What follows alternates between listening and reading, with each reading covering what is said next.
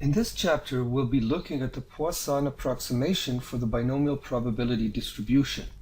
Now, if x is distributed with a binomial distribution with parameters n and p, where n is large and p is small, then this distribution can be approximated using the Poisson probability distribution, where we replace lambda with n times p. And the probability function of the Poisson distribution is this. That's the probability of x being equal to k.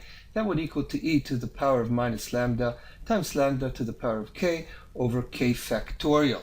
Now, some claim that a large n and a small p means that the probability is less than 10%, and the multiplication of n times p, right, that has to be greater than 10. So it doesn't have to meet these conditions, but it has to come pretty close to them.